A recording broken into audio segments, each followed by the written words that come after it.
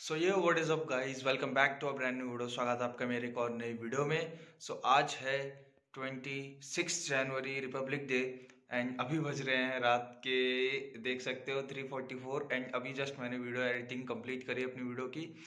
And अभी just upload करूँगा। मेरी तरफ से यार, मेरी पूरी जो फैमिली को happy republic day. And hope आज आपका डे बहुत ही ज़्यादा अच्छा जाए। यार, आज मैं आपको बनाने सिखाने वाला हूँ to draw 3D India map. Video को पूरी ज़रूर देखना एंड पसंद आए तो आपको पता है क्या करना है। चलिए चलते हैं वीडियो की तरफ।